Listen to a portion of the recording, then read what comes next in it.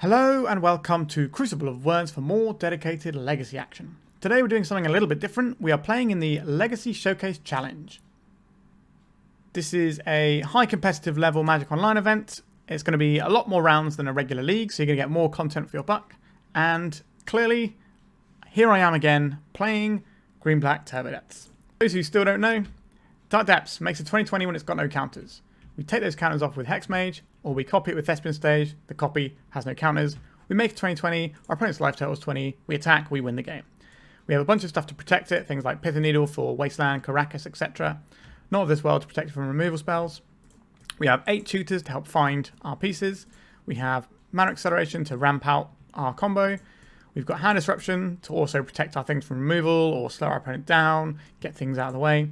We've got a few silver bullets in our land that we can find, Ghost Quarter, Boseiju, Bojuka Bog, Sejiri Steppe, these sorts of things. And yeah, that's the deck. We just very reliably do this.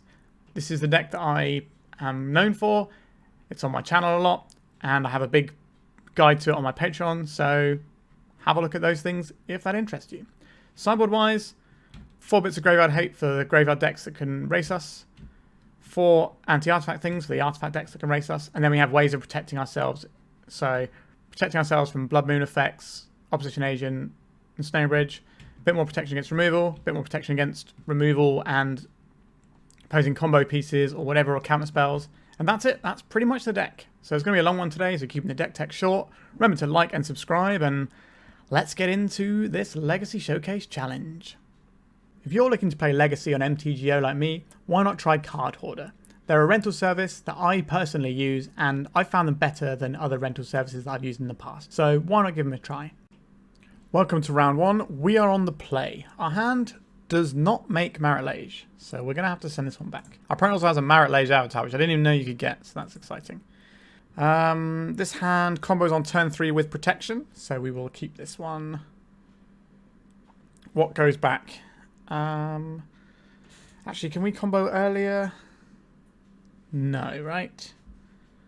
No, we need the turn 3 here, so we're probably going to throw back this Lotus Petal, I think. Our opponent's mulligan to 5 cards. Alright, so I think we begin with casting this Sylvan Scrying, while our opponent doesn't have access to days or anything like that.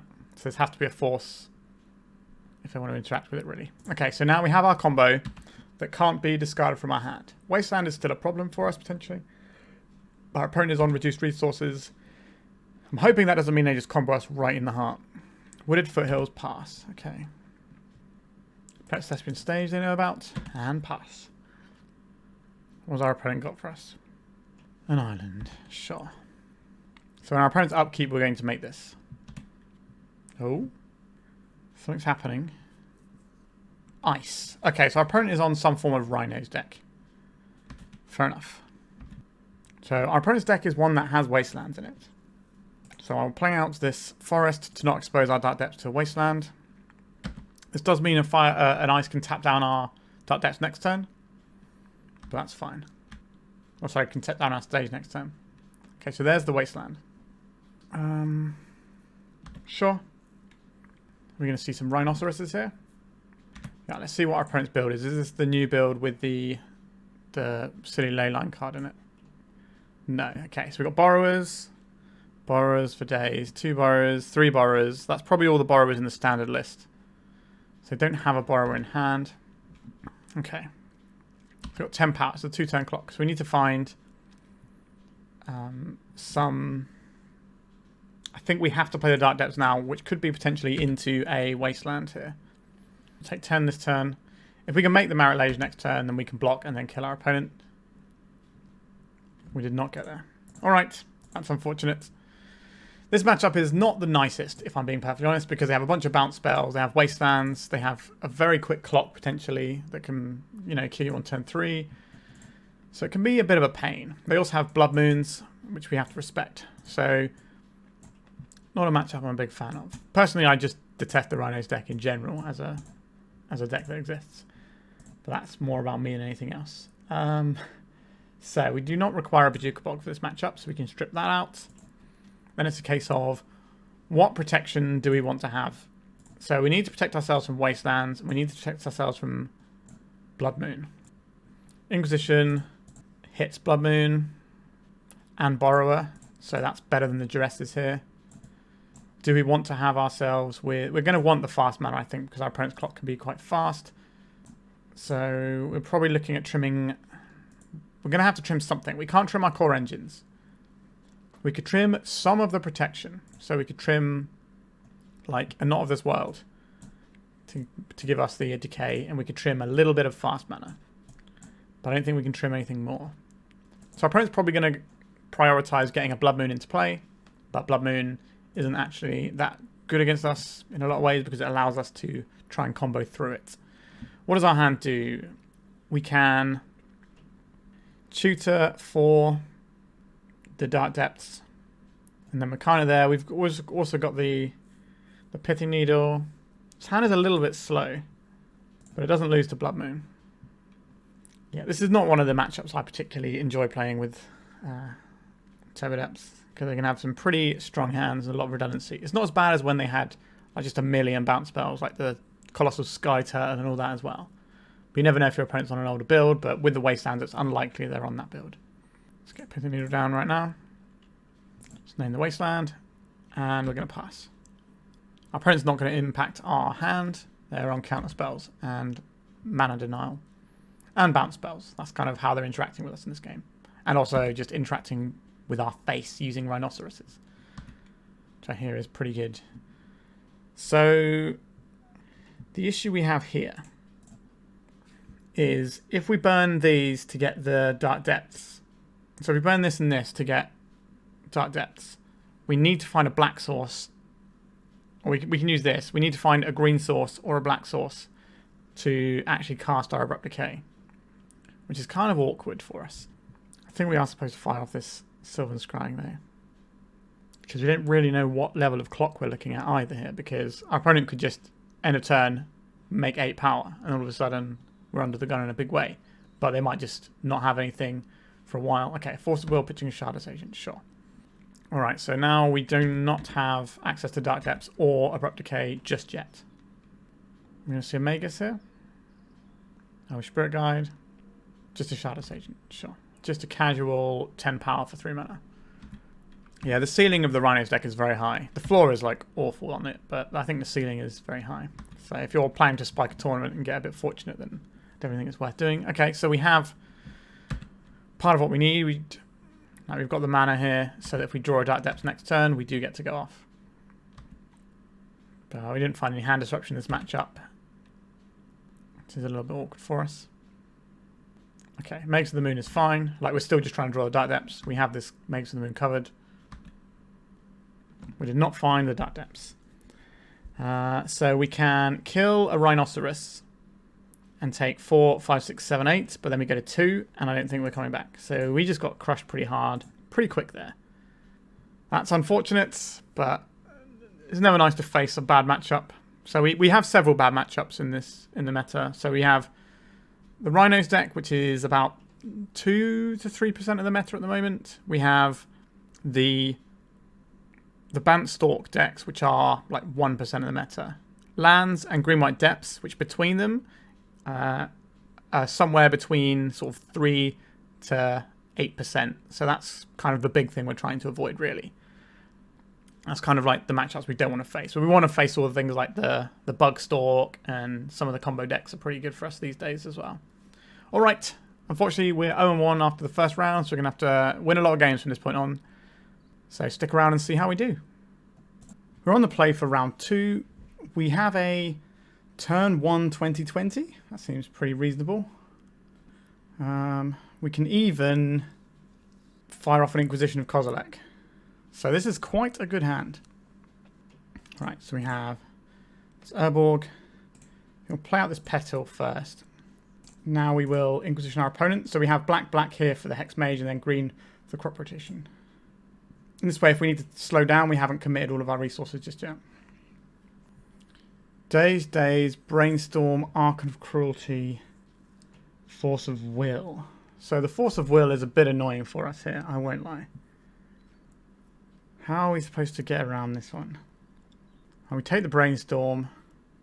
This is a Thoughtseize. We win this turn. But it is not a Thoughtseize. I think I'm going to deploy this creature here and get it out of our hand. And then we can decide what we're doing. Alright, so this is getting the Thoughtseize from our opponent, sure. Sorry, not the Thoughtseize, the Force of Will, and they pitched one of the Daisies.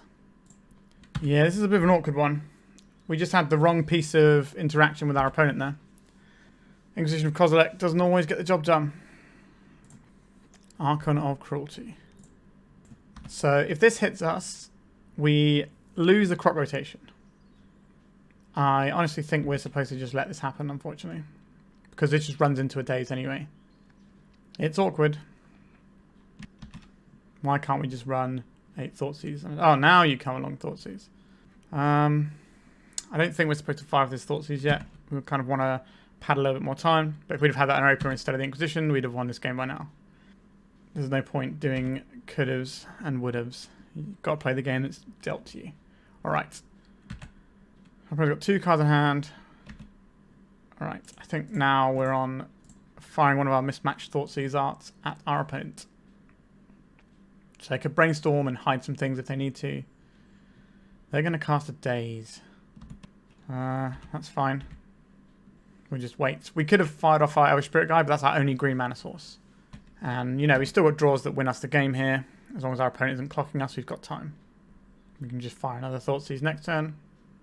Right, a Reanimate on a Grief. That's going to take our Elvish Spirit Guide. So that's our only green source gone. And it feels like we're getting undone by an unfortunate series of events here. If we'd have had Duress instead of the Inquisition, we'd have been all right there as well. Alright, so now we've drawn that. That's not very helpful. Our opponent's got a slow clock. So if they don't add anything to the board, then we should be fine. Like, statistically, in terms of what we can draw out is, you know, relatively in our favour here. But obviously, every time that goes by, our opponent accrues more resources. So, because our opponent is a discard-heavy deck, we are incentivized to fire this off now. The other option is to fire off the Thoughtseize first and make sure we're not going to lose the Sylvan Scrying to something else. Also, this means that we're more likely to know what we're trying to fight up against. So I think I'm going to Thoughtseize our opponent first, and then next turn we will jam the Sylvan Scrying here. And Orcish Bowmasters, sure. That increases our opponent's clock, but not. So it's a 6-turn clock, and now it's. Okay, so they've got a grief there. Yeah, so now we go to 14. So we're taking 5, so it's a 3-turn clock. So that's quite the upgrade of speed. Again, we can still assemble our combo from this point. Alright, Ponder is pretty good for our opponents. Yep, so in our opponent crashes. They shuffle their library off that Ponder, so at least they're drawing random cards rather than ones that were so good they wanted to keep them. So again, I think we take 5 this turn. I think we have to play the Scrying now to give us a chance next turn to deploy some blockers. So the Dark Depths gives us the most outs. So we'll play this. This will cast a Pithing Needle for us. Put this on Wasteland. And now we're looking to draw Crop Rotation or Thespian Stage itself or Vampire Hexmage. So that's still quite a lot of draws in our decks. That's what, 3, 6, 10? So we've got a 10 and 47 chance. But it has to be... Oh wait, this is still not good enough, right? We block here, we take 4. No, we're one life shy. Because we can't block the Menace on this. We're going to take the... My opponent said, oh no, maybe they'll scoop. But they have the maths here. If they attack with everything, we die. Yeah. 1 turn too late. Alright, yep. Yeah, the difference between Inquisition and Thoughtseize there was gargantuan, unfortunately. So our opponent's deck is like a scam-based thing. So they can have Shoulder's Edicts for us to work through, as well as potentially Brazen Borrowers. The Duresses are really nice here. We do not require Bojuka Bog. Oh, actually, no, they're Rescaminator, aren't they, actually? So the Bojuka Bog is more useful. How many Wastelands does our opponent's build run? Hard to say. Some amount of this stuff are things we want. So I think we are going to trim at least one Not of This World. This matchup is a little bit slower, so we can trim a little bit fast mana. That gives us access to 2 Duress and 1 surgical extraction. I think we probably need another surgical here, which means we're probably trimming another guide. I use us with 5 pieces of fast mana, and that's probably about what we can do here. So we still do run the wastelands is the problem. It's a case of, are we more worried about their wastelands, or are we more worried about their reanimating? I guess we're trying to cover the reanimate with the Duresses anyway, so I think we probably just want the 2 surgicals here. Our hand doesn't do anything, so we have to mulligan this one. What about this one? We have a Duress that's not great to cast for us, unfortunately. So we can like Ghost Quarter, Crop Rotate, Ghost Quarter, Crop Rotate it into Urborg, but then we don't have access to our Dark Depths. I think we have to mulligan again. Okay, this one plays after a fashion. So we can chuck back the Boseiju here, and then it gets a little bit dicey. Chuck back the Boseiju. I think we actually are chucking back the Hexmage, because this way we can assemble a Merit Lage. The problem is, like, the Sylvan Scrying getting hit is going to be really bad news for us. I think we are throwing back the Hexmage, though, and we're going to rely on the Sylvan Scrying to find us our Merit Lage and just use a Thespian stage, because they can't interact with the Thespian stages easily. If our opponent goes for like a turbo reanimate line, we have that covered. If our opponent has a wasteland heavy hand, they might consider counterspelling this one, which is obviously going to be a pain for us if we're on low resources like we are. Okay. I'm just going to snap off a wasteland straight up. Looks like they are. So we can use Surgical Extraction to hit all of their wastelands. That is an option available to us, but I think it depends on how the rest of our hand plays out. We do still have our combo. Like, our deck is very resilient in what it achieves. I shuffled off that Ponder. Alright, so I think we are on the Pithing Needle plan here rather than the Sylvan Scrying just yet, so we can at least play around days. We can surgically extract their wastelands if we want to. That's not really what this game is about. We can surgically extract their Force of Wills when we want to cast our Sylvan Scrying. We've got some options available to us. Our opponent hasn't put a threat in play yet, so we've still got some time to work with here. Alright, so this is probably Orcish Bowmasters. Alright, let's crack this fetch down and see if we get to have our fetch. We do. So we can Sylvan Scrying here. This does play into days, but we already have the Dark Depths, so we just need another piece of mana. This is kind of, not bait, but just seeing what our opponent's hand does a little bit.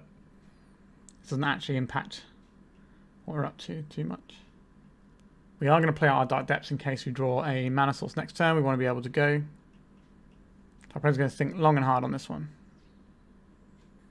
Alright, so we're just in with this. So what do we want to get here? Kind of an interesting one. We could just get the Urborg and float that in play. This means that we have additional mana on our turn. And we can surgically extract our opponent before we try and combo them off. And Entomb, sure. Alright, if this is our opponent's line, we at least have the extraction here. We can pay around a days. So let them commit the resources to it. Okay, Atraxa. We will pay their life so that we can also pay for days. But we'll let them put their spell on the stack. This also lets us peek at our opponent's hand, which can be really relevant. A Wasteland and a Troll. No more. So they got, what, 4 Wastelands total. 1 Archon in there. The Griefs, the Trolls, just all the normal stuff you'd expect. Well, they were a lot colder to Graveyard Hate than I would have first imagined, to be honest. They've removed their Orcish Bowmasters in this matchup, so they've basically got no threats that aren't graveyard threats, other than the Borrower here. No Shoulder's Edict is really important to see here as well. So we'll take that information. And we'll fizzle the spell of our opponents. And then we get to make a 20/20 next turn. They just have to not draw Brazen Borrower. And drawing off the top, so. Alright, we get to see what our opponent's hand has before we go off as well, which is always nice. Right, you can cycle that Troll. So we could have surgically extracted the Ponder. That was an option available to us.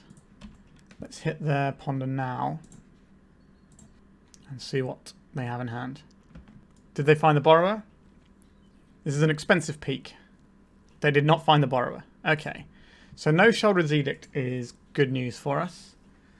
That means that Not This World is kind of slightly more interesting than I originally thought.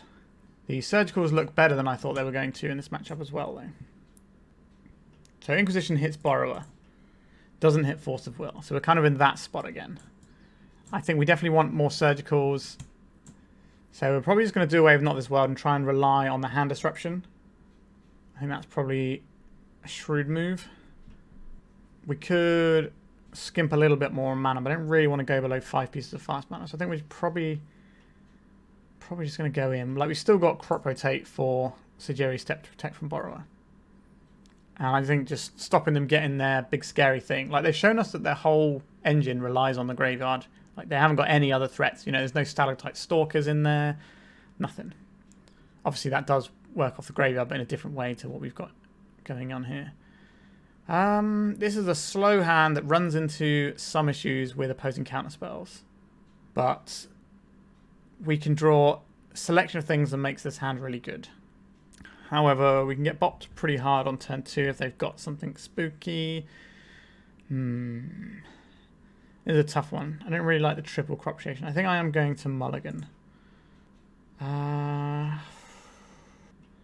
Ghost Quarter is not quite the one, but we're on the draw. We just need to find one more black mana source. This is a little bit dicey. I think we're going to have to go to 5. Okay, this is the best hand yet. We'll keep this one. So we've got a combo sewn up here with these lands.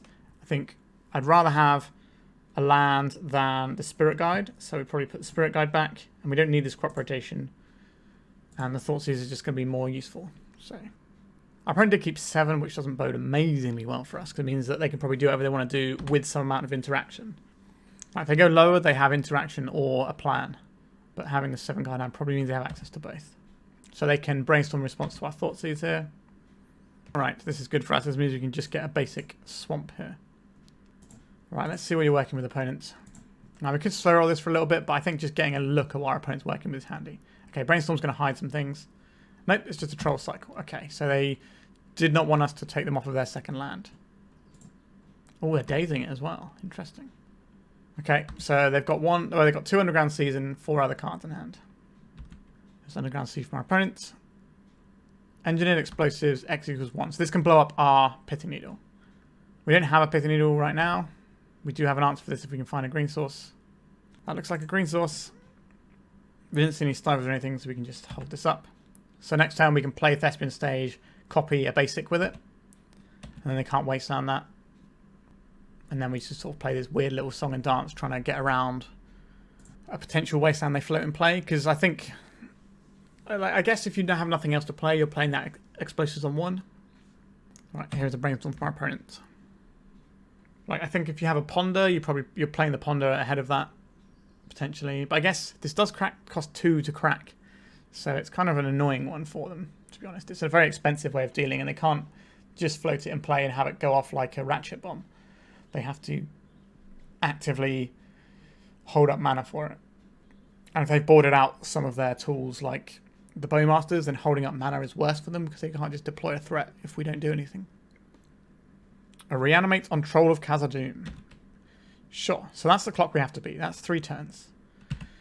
We have that beat at present. Bojuka Bog hilariously arriving a little bit late to the party. Right, so we're going to get this forest. So we'll hold up what we've got here. Right, there's a wasteland. So they can pop the Engineered Explosives if they want to. 6 here. Not quite ideal. We're going to try and copy their wasteland here. They're going to wasteland our Thespian stage in response. Not fine, but... Okay. This is an awkward one, isn't it? So we're going to take 6 this turn, 6 the following turn. How are we supposed to beat this troll clock? The Bojuka Bog being drawn 1 turn later was a little bit awkward as well. So we can't get black and Dark Depths right now. Like, the other option of doing what we did last turn was to not do anything, or like try and then sort of build up mana for a few turns. But that kind of ends up in a similar fashion. At least this way it lets us try and deliver the combo now if we drew something like the like a fast. No, we need more than just fast mana, don't we? Yeah, we're in a bit of a bind here. I guess we're playing out the Thespian stage. So they're going to get us for Exactsies, which is awkward for us. Boseiju can't hit your own lands as well, so we couldn't try and fix our mana by Boseijuing our forest or anything. Right, so they've got another wasteland over there. Yeah, I think our opponent's going to have us here. Having that Inquisition in game 1 instead of Thoughtseize has really cost us here.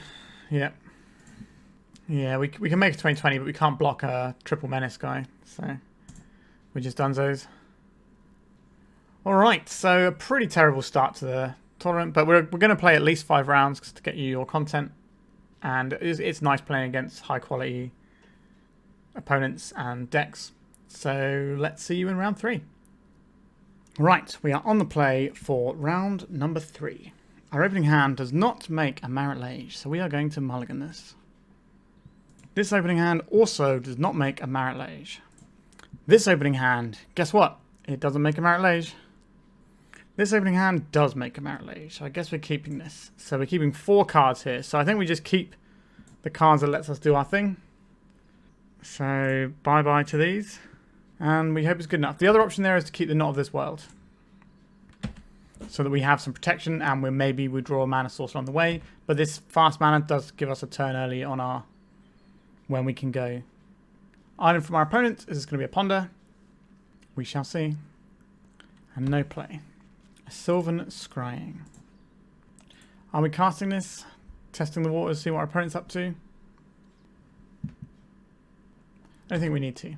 We can hold up this Elvish Spirit Guide so we can we can use the Thespian stage in response to a wasteland and copy a basic forest. That gives us a little bit of surprise wiggle room that our opponent might not expect. So the reason we don't want to Sylvan Scrying as well is we have our combo. We just kind of want to know what we're trying to beat and if Sylvan Scrying can help us do that. So for example, if we're looking at a Karakas or something. Right, our opponent's played a Lotus Petal and another Lotus Petal. What flavour of deck is this? Thought Lash. Okay. So our opponent might be able to win this turn. So I guess we cast Sylvan Scrying. We go and get Boseiju. Now the problem we have here is our Dark Depth doesn't tap for mana. So hopefully they don't just get us with a Thought Lash this turn, but they might do. Cavern of Souls, naming Wizard.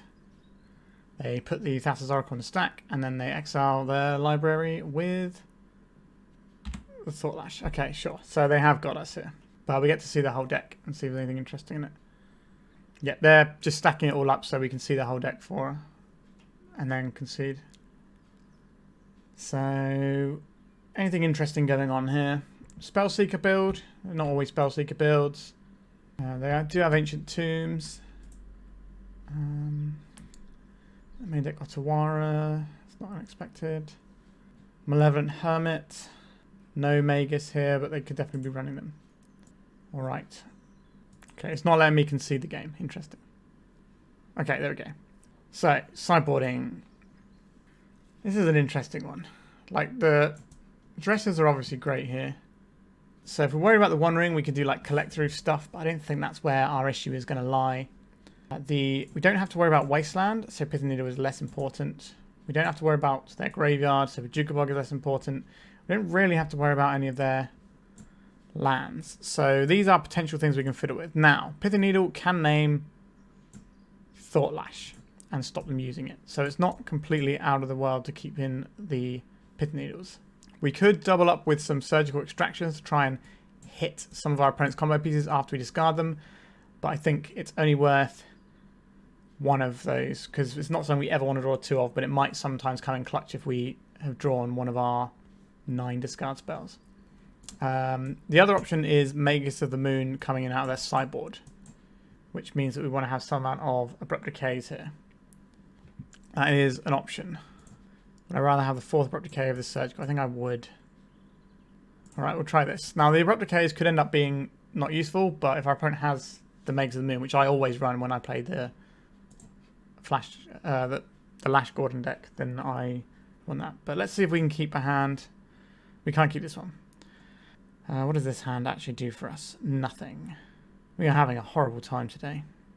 Like we have access to the Merit Lage, and we have some pieces of hand disruption for our opponent. We also have the ability to stop some of their things. So I think we're going to keep this and probably lead off on a Thoughtseize here. Right, Force of Will, step through Thought Lash. Interesting. So I think the most annoying thing here is probably the Thought Lash. I think we want to bait them into deploying a Mages of the Moon and using that as our combo piece. It does get more difficult to do depending on what lands we draw here. That's not the one we necessarily wanted, but we'll play out this Petal now. So we have an Abrupt Decay at our disposal, but we're not really quite there at assembling. Obviously, we can draw a Thespian stage, and that just lets us go. A Paradigm Shift. Okay, I think we're about to get clowned again really hard. Okay, so if we draw a Thoughtseize, our opponent will Force of Will it. So not great. An Elvish Spirit Guide. Yeah, we just got bodied really hard again. Yikes. We can't seem to keep good hands in this event, but at least it's a loss to a really sweet deck that I do enjoy. But yeah, real bad day at the office, this one. Alright, I'll see you in the next round. Alright, we are into round number 4. Our hand doesn't really go anywhere because these don't make the mana we require, so once again mulliganing, which has been a theme. Okay, so now we have the classic, what I like to call the classic hand for Turbodepths. So we have turn 1 Thoughtseize, turn 2 make our combo, kill our opponent. So then we throw back the Ghost Quarter. Actually, no, we probably keep the Ghost Quarter just in case we need to get through a Wasteland. So probably binning the Sylvan Scrying here. The plan here is turn 1 Thoughtseize off of Urborg, turn 2 Hexmage, Depths, Protector of Not This World, win game. So this is kind of what we've been wanting to see. A Delver of Secrets. Okay. So what our opponent's got for us over here. Let's fire off the Thoughtseize. We're going to see like Wasteland, Force of Will, some other stuff here. That's going to make us a little bit sad. Okay, they do have a Wasteland. They've got Dragon's Race Channeler, a couple of Lightning Bolts. I'm going to take one of these Lightning Bolts because I want our opponent to play the Dragon's Race Channeler next turn. So I want them to play this Volcanic Island rather than the Wasteland. So I'm going to play the take the Lightning Bolt here. Because I think the temptation of our opponent to play the Dragon's Race Channeler is probably going to be quite high here. If this flips, we get to see what it flips into. Okay, it didn't flip. So our opponent doesn't have, it could have a Borrower. It's like the only thing that wouldn't flip the Delver. I guess another Wasteland. In terms of things that we care about, I mean. There's obviously a bunch of things that don't flip. But we've left them with a Channeler. Hopefully they'll play the Channeler. Nope, they play the Wasteland. And they've just gone straight for it here. Okay. That's not ideal for us, truth be told. But we're working through it. Okay, so we have a Ghost Quarter. Let's play that out. Like,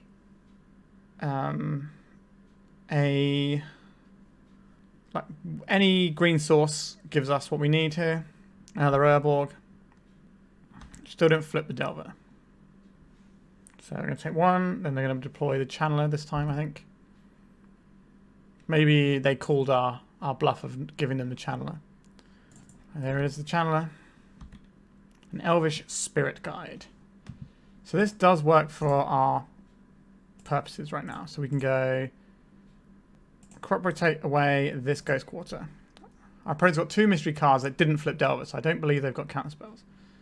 So we get the Urborg here. We cast this, playing around a Daze if they wanted to sandbag that Daze. And in our opponent's upkeep, we will make our 2020. And we've managed to sort of feel our way through there. So before our opponent gets a Wasteland on the go, just get ourselves a 2020. We can defend against a single Brazen Borrower. So this flips to something like a Daze. And they've got Borrower and Daze, and we could be in trouble. But we've presented a lethal threat. It's our opponent deciding whether or not to show us what they've drawn. Alright, so they're going to Lightning Bolt us to scry away this card they don't like. Or Surveil even. Another Channeler, sure. So they got 3 types in here. Alright. We got a game. So our opponent showed us black mana, which means that they're not playing the build with the Blood Moon in. So we don't have to worry about Blood Moon unless something really funky is happening. Our deck is more or less pre-boarded for this matchup. Because we've seen black, we want to prioritize an Inquisition. We want to prioritize the 3rd Inquisition over the 4th Not of This World. Now there is an option to bring in an Abrupt Decay. I don't mind bringing in an Abrupt Decay, but I don't think we want multiples. We could also bring in another Not of This World or a Duress, so we can hit counter spells to secure what we're doing. I think I'd rather have the Duress here. We honestly don't really care about their creatures here. Like sometimes it can be annoying, but we don't really need the Abrupt Decays. So what does this hand do? Nope, don't like this one. Let's go lower. So we have discard into finding our thing into killing them. Okay, I can keep this. So we have turn 1 discard, turn 2 we play this land and cast the Sylvan Scrying for our Thespian stage, and then we still need to play 2, so we don't actually need this Lotus Petal here. Delver is, generally speaking, a pretty good matchup for us. It's one of the reasons to play the deck, to be honest. Alright, there is a Channeler from our opponent. So we have a choice here. I think we are going to... So we're going to Thoughtseize here. It's either the Thoughtseize or the Pithing Needle. Right, let's go for the Pithing Needle. If we Thoughtseize later, we're more likely to hit a borrow on a crucial turn. They can daze this. Alright. That's the one downside here. So they want to wasteland our Bayou. That can be annoying for us. Right, we don't get to pay for this daze. Our opponent left the card on top of their library. So that's interesting. They've got multiple wastelands and they'll snap one off on this Bayou, I imagine. Okay, so I probably have one wasteland over there. We get to see in the very near future though. Do we want to play into a daze right now, or do we just want to shove this and then next turn try and Sylvan Scrying? And we're definitely playing this forest. So it's a choice of shoving this into daze or disrupting our opponent's hand. Disrupting our opponent's hand when they have brainstorm mana doesn't feel great, so I think we're going to go for this. Get the Scrying on the go. They could have a second daze, that'd be annoying. Yeah, so they have a brainstorm here. If we didn't have a Dark Depths in hand, I would do this the other way around because we're more likely to draw the pieces of our combo that aren't Dark Depths because there's more of them. But this Boseiju is something we're probably going to want to use to blow up an opposing wasteland. So we can stick our combo. Right, so we're in, we get the stage. Next time we can play the stage and immediately turn it into a basic if that's going to be what we need to do. And our opponent's clock isn't doing too much right now. They got instant and land here. So they've got a wasteland they can fire off whenever they want. Another Thespian stage. That's fine. So we can get them to burn their wasteland here. So I'll fire this off now. They don't have a brainstorm to protect something like a Brazen Borrower in their hand. The 2 life we face here is a bit annoying. Regent's probably more annoying. Okay. So we can Boseiju away their wasteland. What is our Delver going to do here? Not flip. That's good. That's exciting for us. There's a Misty. Sure, we'll take 2. That's fine by me. So what we're going to do here is we're going to get rid of their wasteland at end step with our Boseiju, untap, play a Thespian stage, turn it into a forest. There's the Delver. Sure. If these start flipping and causing us trouble, then that's going to be annoying. Right, we're getting rid of our stage, as expected. This means they don't get to fetch off of the Boseiju. A Ghost Quarter. Next turn we can make our Dark Depths. Our opponent has 1 card that we don't know about here. And it didn't flip a Delver, so it could be a Borrower. Duress doesn't hit that anyway. Right, there's Underground Sea. Just hitting us for 3. Sejiri Steppe. That's probably not the one, is it? So we could Duress our opponent just to check if the coast is clear. But if this clock ramps up, we're not going to have time. Like if they have a lightning bolt, then they can just get us.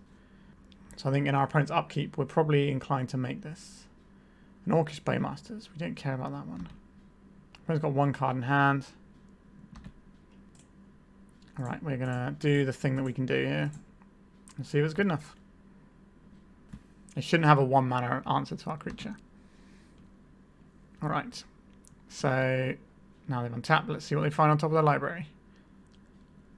Alright, we got the match. So, we played against a good matchup. And we didn't have to mulligan to 4 or 3. So, that was always a bonus. You can sort of see how we can rinse through Delver relatively effectively here. And so we did. The clock they provide is relatively slow, whereas matchups like the Rhinos can give you a really fast clock as well as having more relevant disruption.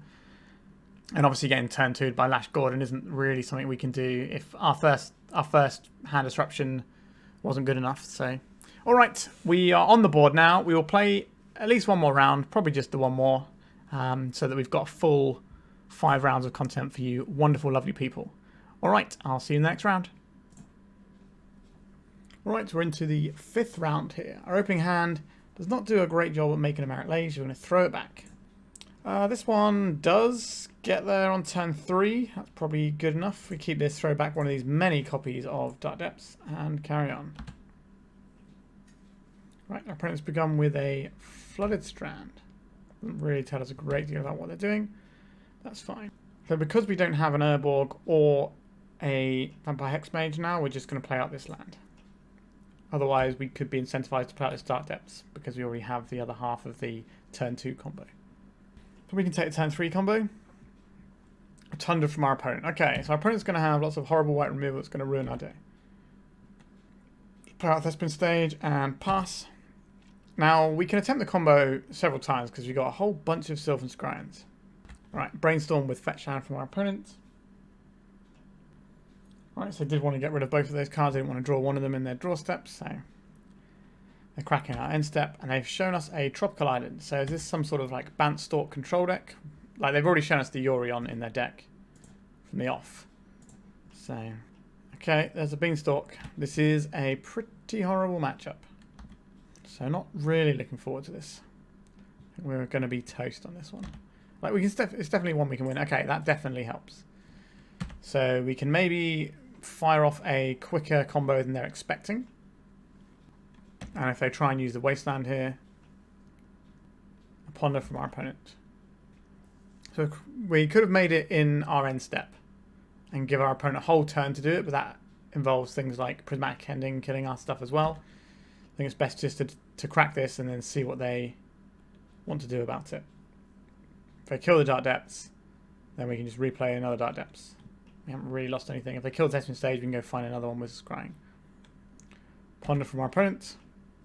So this deck we're playing against is, again, one of the worst matchups we have. We seem to be hitting some bad matchups. But this deck has basically fallen off the face of the meta because it's so bad against Bug Beans. People are still playing it. Still got good matchups in the meta. Alright, so we're going to crack this. See what our opponent does.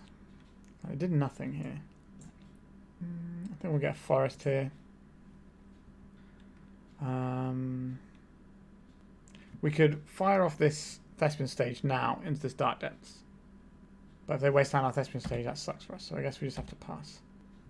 A Boseiju. Is that something we're playing out or something we're holding into our hand? I think we are playing it out.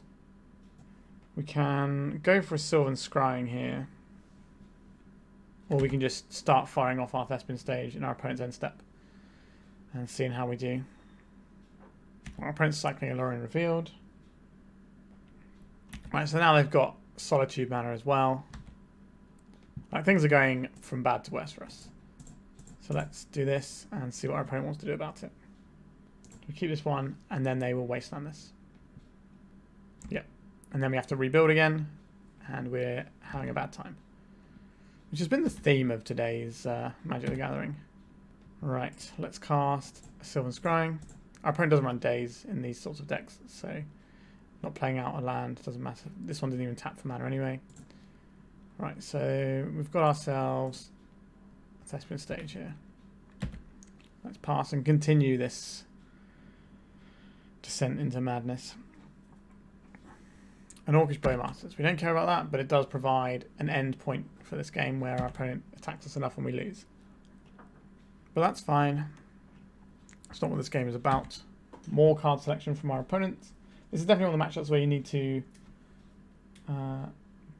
be quite aggressive and go early, because the longer this game goes, the more our opponent just gets to sculpt the perfect hand of white removal and counter spells, things like crop rotation. Yep, so we take 2 here. An Uro. Yep, this puts our opponent's life total above 20, which is obviously a bit of a disaster for us. So I have no wasteland here. Play this out. We have 2 layers of protection. Let's hope that's good enough. We also need to get over the hill of our opponent having 21 life. Alright, so we do this in our opponent's upkeep, so we dodge the wasteland at the very least. Alright, they're firing off a plough. We're going to counterspell that plough. We are not of this world. A spell pierce. We will not counterspell this. Okay, so now we will crop rotate away our Boseiju. A force of will. I think we can probably call that one and go to game 2 there. So this is a pretty horrible matchup. So we need to protect our creature as best possible. So Pithing Needle is useful. Bojuka Bog isn't necessary here. We want lots of discard in this matchup. We also want things that protect our creature. So at the moment we've got this. And then we also want some more discard, I think. And Surgical is an interesting one. We can use that to like strip out all their wastelands, but generally the Pithing Needle is going to be better at doing that. This matchup is a touch slower, but we kind of want to go fast, so it's a bit of an awkward one. So we trim one of each of these and bring in these 2 Duresses, and that's basically where we're at. Right, we're on the play. Let's see if we can have a good hand and smash our opponent down before they get to set up and just have infinite interaction. This hand is the wrong land in it, so we're going to have to send this one back. It's close, but not close enough. This hand doesn't really play Magic the Gathering either, so we're having a rough time here. Okay, this does do the things we want to achieve. So we want to keep this. We want to be able to have a peek at our opponent's hand. We're going to have to resolve a Sylvan Scrying at some point. I think we can't afford to have this Elvish Spirit Guide. And then if one other thing goes from this, it's either the Petal or the Hexmage. The Hexmage can beat down on its own, but that's not a great plan. Either way, we have to resolve the Scrying here. I think we are throwing back the Hexmage. Right, so this has to be a Bayou, I believe. Our opponent's wasteland shouldn't be going for these lands anyway. But it's a difficult matchup, so we need to take chances where we can. What are we going to have here? Dress Down, Force of Will, Leyline Binding. That's some stuff right there, isn't it? And they've got a wasteland waiting in the wings. If we take the Force of Will, we can at least resolve our Sylvan Scrying. And then we can figure out the other problems in a bit. Whew, it's going to be a tough one. Yeah, this matchup's just awful. Underground Sea. At least they're not wastelanding us straight up. We've just drawn the Dark Depths. That is interesting. So we do have to get through a Leyline Binding. Our opponent doesn't presently have white mana, so maybe we can kind of get there. I think we're not going to cast this Sylvan Scrying right now. We're going to see what happens here and see if we need to fetch something. So if our opponent bricks on white mana, okay, they drew a piece of white mana. So this is going to get them a Tundra. So what we can do is we can Sylvan Scrying for a Boseiju. We're just playing out the wasteland. Alright, so we have to beat this wasteland, we have to beat this Leyline Binding. An Urborg, what does that actually do for us right now? Not a lot. Right, so we have this, and our opponent just has to hold up mana all the time at this point. So our Urborg is +2 mana, so we can play the Urborg and get the Sylvan Scrying. Right, there is the Tundra. We're not activating this now because that's not going to do us any good. Thoughtseize is a useful one. So Thoughtseize our opponent here. So they have a Force of Will, but the Leyline Binding is the thing we actually care about here. So we need to just beat this wasteland. So we need our Ghost Quarter or one of our Pithing Needles. Dress Down isn't actually that useful for them here. Like it takes flying off of our creature, which maybe means they get to chump block it for a turn. Okay, A Vampire Hexmage. This is actually a pretty good draw. Alternatively, we can... No, we play this. This forces the action out from our opponent. Because they have to force of will this. Otherwise, we have two ways of making the 20/20. So we can get through a wasteland. To remove the counters from this. Alright, so the force of will and the dress down are gone.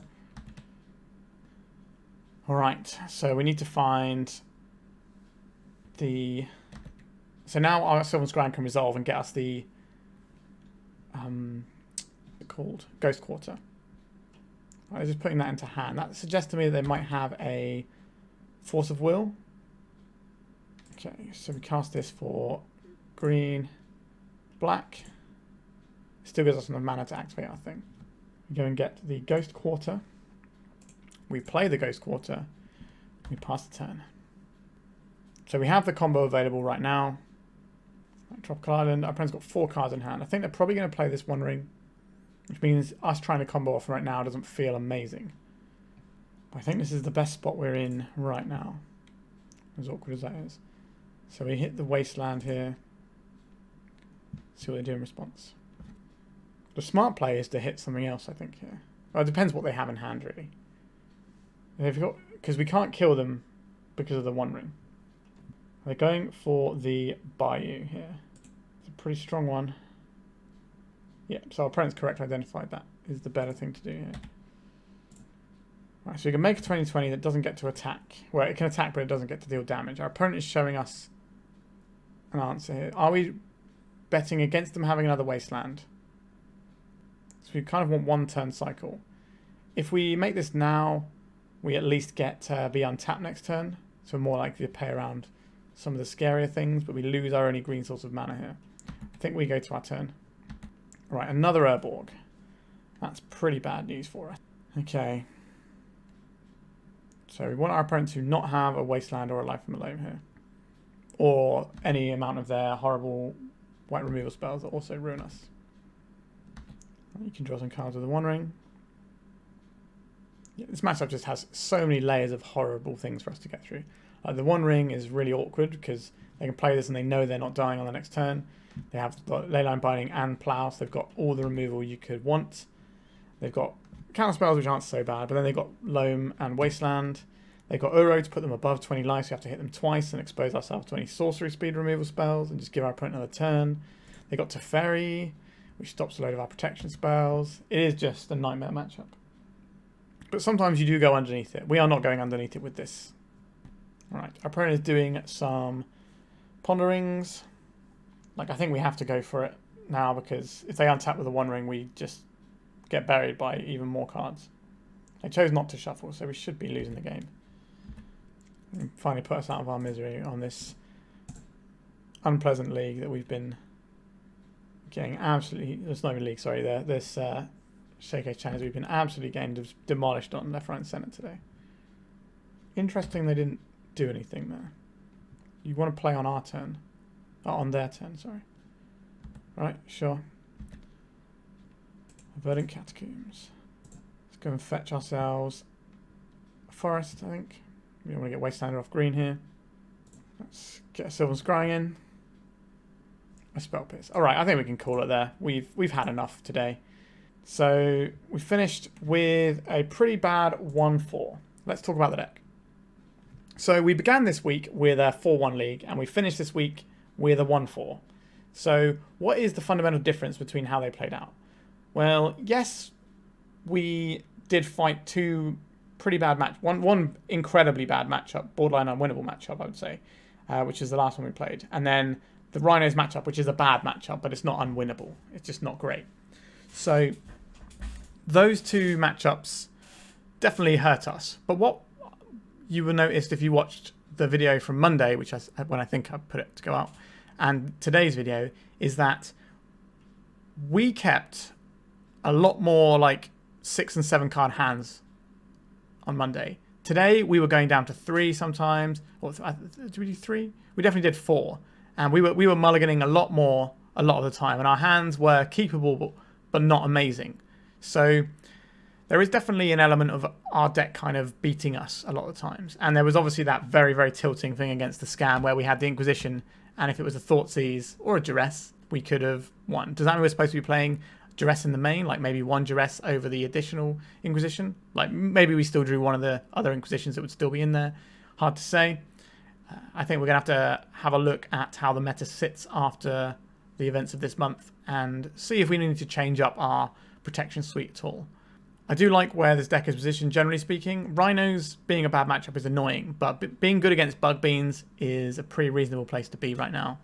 And obviously being good against Delver, which is a deck that people play a lot, and it's always around, and it's always one of the more abundant archetypes. So, you know, good slot. Good to be good against that deck. But we had a bit of a rough time of it, and we did sort of showcase the lower end of what happens with this deck sometimes, right? Like, the floor of this deck is we can make a 2020, right? Every single game, we have the ability to make a 2020. That's kind of what our deck does. The issue is making a 2020 good enough, and how easily disruptible is that? So we got disrupted a fair bit. When you have lower card hands, that becomes more difficult. When you have lower card hands, you have less protection. You know, maybe that extra card you would have had would have been Not of This World or a Pithing Needle, so you can play around Wasteland. So mulligans are a significant issue in terms of how we can approach the game. But on the same side, or on the other side of the same coin, we have the ability to mulligan deep and present a very powerful thing, which is a lethal threat on turn 3, usually. Turn 2 or 3. So it kind of, the mulligans giveth and taketh away, right? We can always find the thing we're trying to do, but the amount of mulligan depends on how much we get to interact with our opponent along the way. And we didn't really have a lot of opportunity to do that today with the interacting. So unfortunately, we finished with a very poor record. However, we are playing against some of the best Legacy players online. That's, you know, that's what the Legacy Showcase Challenge is. It's people who qualify for it by earning qualifier points.